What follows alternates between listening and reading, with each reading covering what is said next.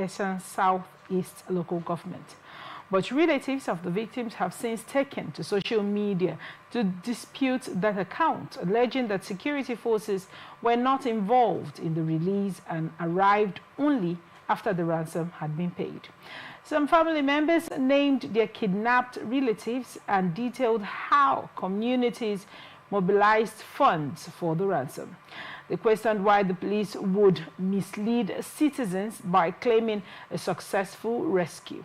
Comments from multiple users identifying as residents of Ewohimi described the police's statement as false, urging authorities to acknowledge community efforts instead of taking credit for what they called the privately negotiated release. The police spokesperson, ASP Eno Ikiodem, declined to provide further clarification when contacted, saying he would respond later. The victims, meanwhile, have reunited with their families, though the controversy over who secured their freedom continues to grow. What are your thoughts on this report?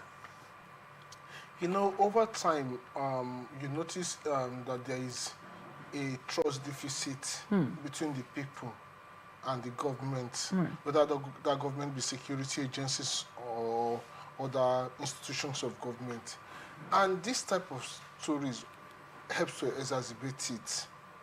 Over time, too, we have had claims, even not in kidnapping, where there were citizens arrest or even sister agencies made an arrest, and the police claim responsibility. What that does is this: it creates bad blood between the people, or because you are denying their credit, and it's also misleading. You create a false narrative because somebody who is involved in that case tomorrow would firstly think that rescue would come from here, while that body may not have what it takes to offer that rescue.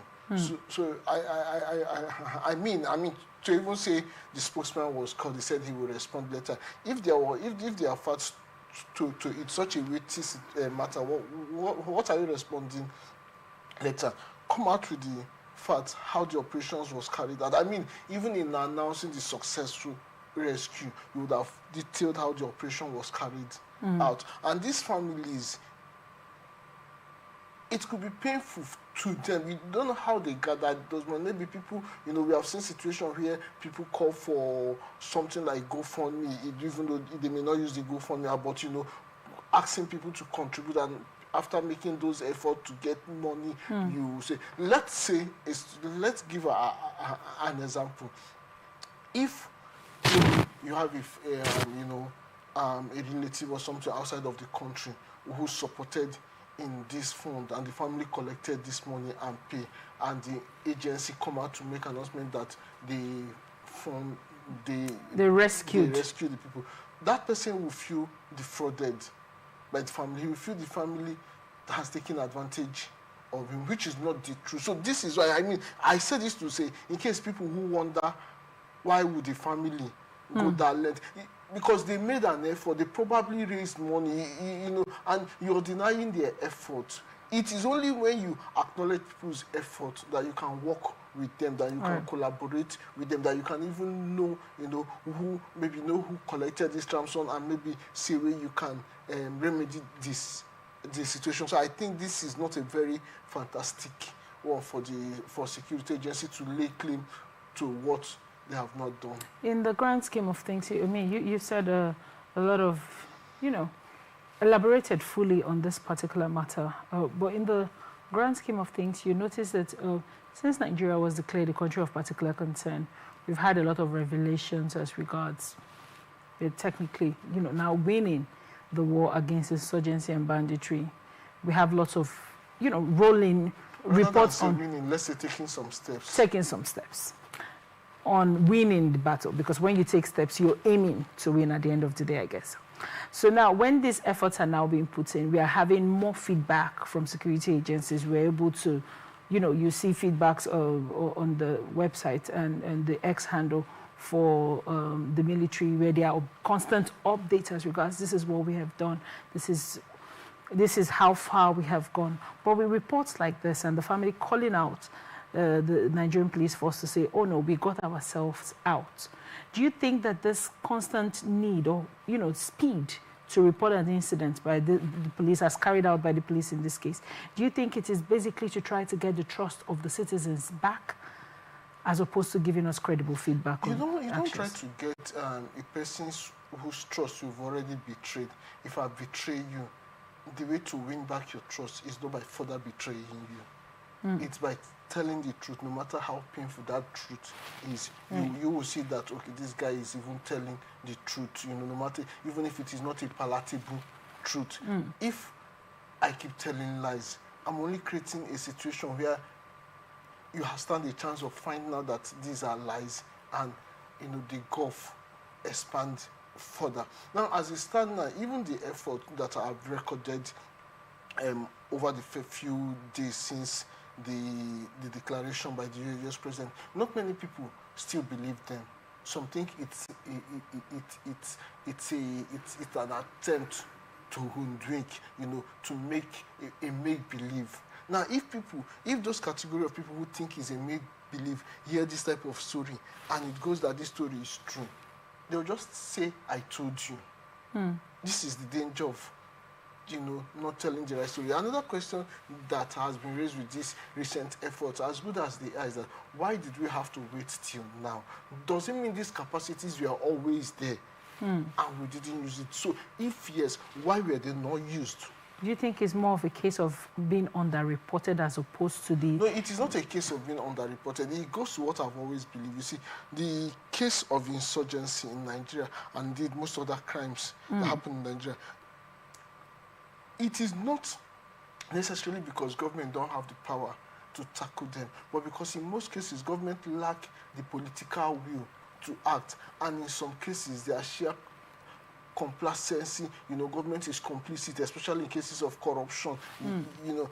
I mean, in cases where you have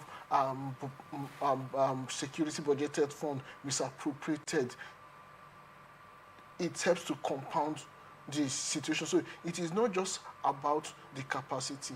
It shows that what has been missing from the government side is the political will to act.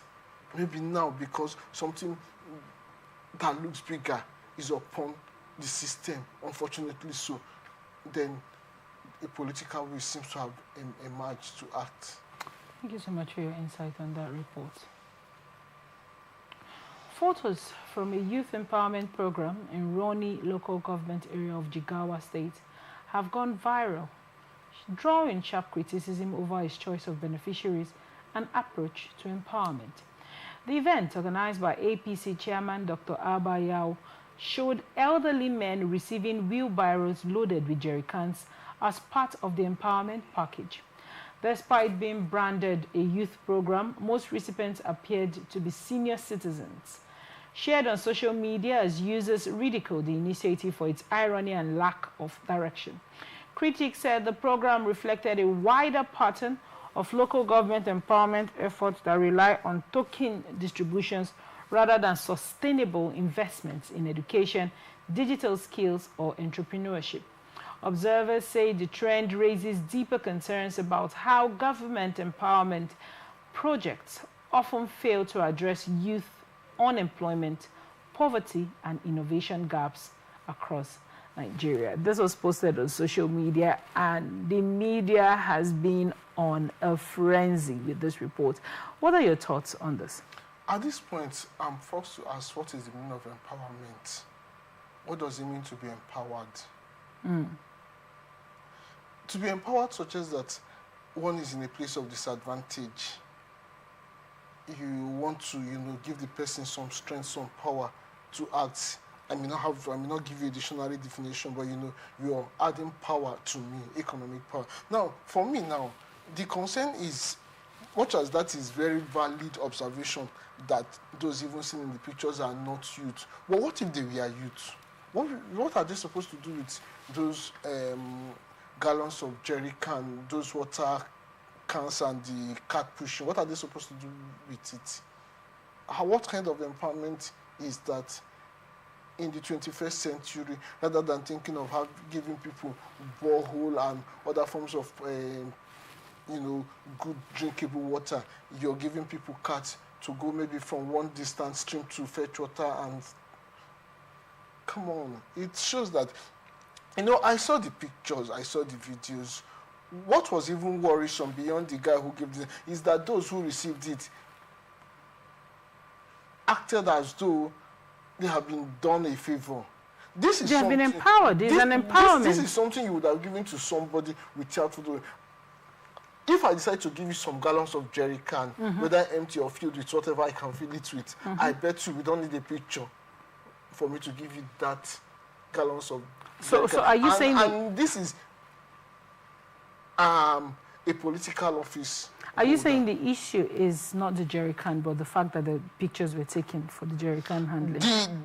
Both are worrisome. Why are you taking the picture? Why is it that a government, whether as a political party head or local government, yes, that's the local government, why do you think that the best way to empower yourself is, why didn't you guys in your meeting, I mean, what need assessment, if you do a need assessment and the people needed water, the best way to solve water problem, is it to point them to maybe that other judge, you point them to Chuba River to go and fetch water, then you give them jerry cans and carts that will help them fetch many gallons at once rather than carrying 1 gallon at once? Or you think of, the least you would do is even thinking of, if you can't get a borehole there, think of how you can connect from that distance to bring it. So, I mean, what kind of empowerment is that? It betrays the word empowerment.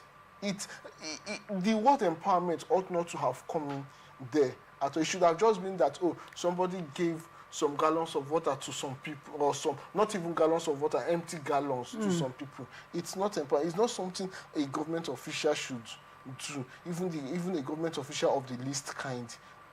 Now, do you think this, form of empowerment, we've had several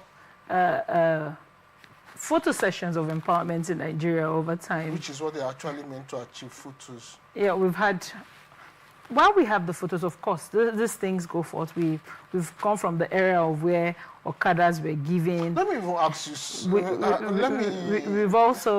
we've also gone through the eras where toilets were shared, toilets were built.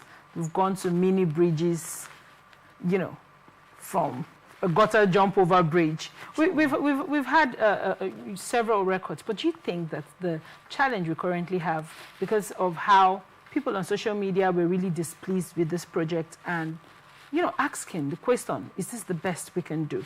Let's move a little bit away from that question now. Do you think that this is driven out of not knowing exactly what to invest in the people or how best to invest in the people, or you think it's just, like you say, for the pictures? You see, the thing is that many a times the political class in many constituencies in Nigeria, and of course when you put them together, it will be charitable to say they have run out of ideas on how best to deliver good governance. If you say they have run out of ideas, that suggests that at some point they had ideas.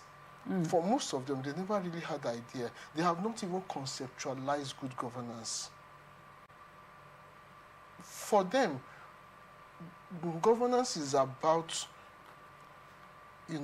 having your name in some complimentary cards, that you are the SSA to something, and all the money pays that come with it, all the people bowing before you, and all that. They have never conceptualized the fact that holding a political office comes with a responsibility. So because they don't think it comes with a responsibility, whatever they do that seems like an act of responsibility, for them it is charity, for which they should be worshipped. Because if the guy who did this thing, thought of the position he holds as a position of responsibility, he probably would have thought of a more creative way to solve the problem. There is a imagination on the part of most political actors in Nigeria, and it shows even when they talk.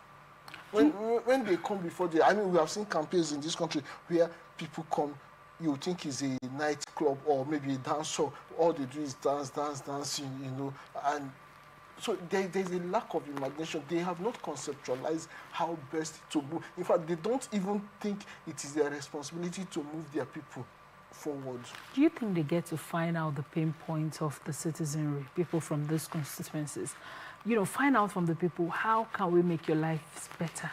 Because if they don't go through this grassroots questioning to see, okay, what can I do in this authority, in this office, to make the life of this? It's one thing to say you have run out of ideas. It's another thing to know the pain points. Because sometimes you might have an idea of an investment to put in a people. But when you go over there, you see that is not their major problem in life. There are other ways that you can meet their needs. Now, given how happy the people the recipients of this, Merua and jerry cans looked, do you think that is part of probably a pain point they've told this, local government chairman that we need this to help us to get water from far distance or to, to store our waters, and he thought this was a good way to invest? No, you see, there's something called needs assessment. Right. What is need assessment? I'm coming to, rather than thinking that I am the all-knowing and I know what you want, so I go to the market and bought you some clothes and, and treat at you, even if those clothes were kind of Maria Maka clothes, give it to you to use. I do a need assessment. I come to you and ask you, what do you want? Try to sample opinion, and it's easy to do for government. It's simple questionnaires. You may, to even help yourself, you can streamline the possible things you can do.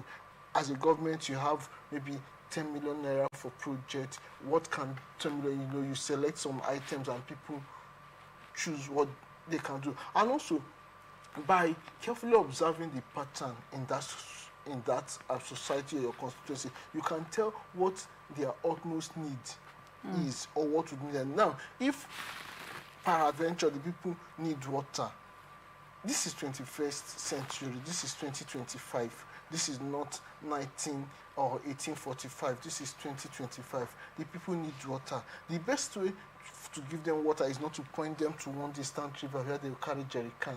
Is to think of how to get water closer to them. If you have water closer to them, you won't need those jerry cans. Why do people store water? It is because the source of water is far.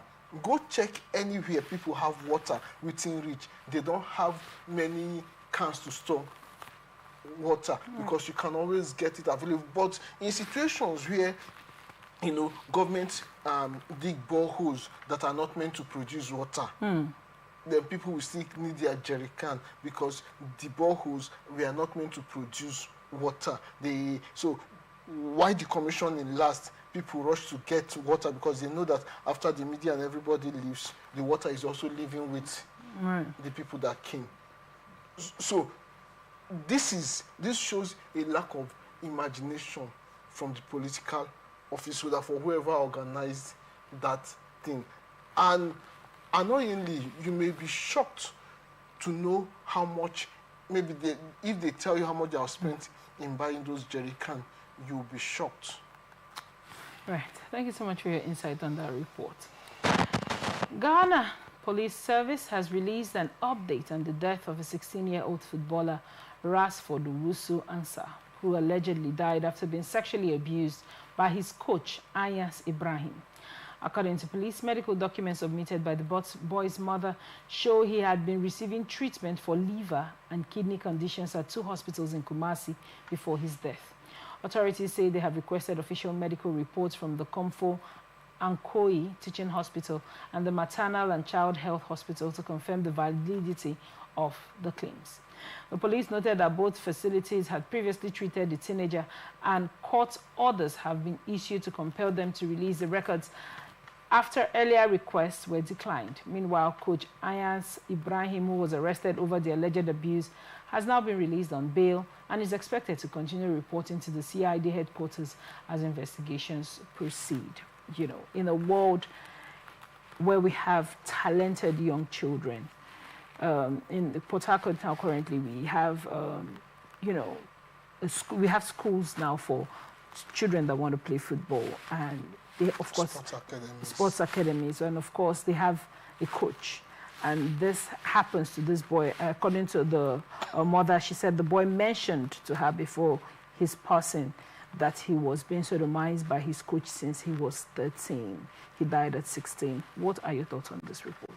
Yes, this confirms my take that schools of any kind, whether they be sport academy or the conventional schools, there should be a minimum level of morality beyond whatever qualification you have, if it is the conventional school, beyond your academic qualification, if it is the sport academy, beyond your sporting prowess and sporting knowledge. There should be a minimum level of morality people should have before they are admitted to schools as teachers.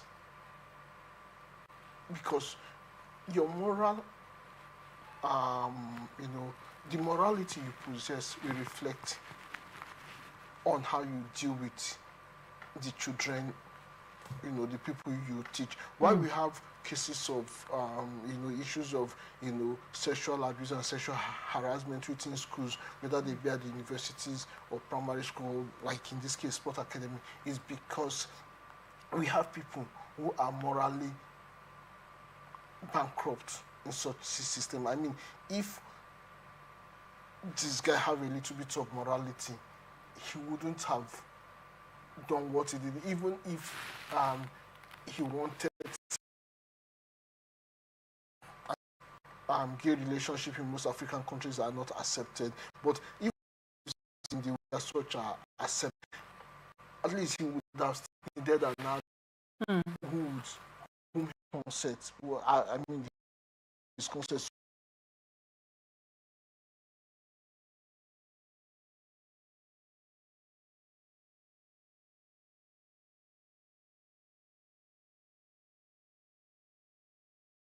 This is how would he have suffered that for 3 good years and nobody knew? Maybe, just say maybe, and also, what kind of check do we have to show? I'm just thinking, some of these things are, society leaders. We need to do more, because if we are being, institutions are much more careful, observing relationship, they probably would have noticed that there is an unwelcome relationship between the teacher. And this may not just be this guy. Who knows? Maybe there are other children who are suffering such things. And by the time they are damaged this way, even the footballing career they seek, they may not get it. Thank you very much. When academies and these schools, I want to drag you a little bit back to us. You talked about the school, being a place of education, be it the sports school, be it a university, or primary or nursery schools and co that we have. On one hand, do you think that we should actually take this sex education seriously? Then on the other hand, parents, we are talking about, partly, it might be partly from parental failure for him not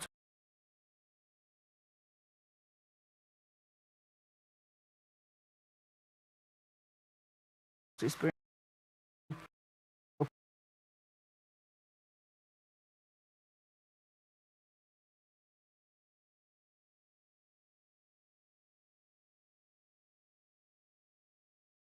of this to us. It's just an evolving trend at this time, right? And many parents would have spoken, probably a few parents might have been able to gather the guts. I use the word gather the guts to say that African parents are not open to talking about, sex relationships, right?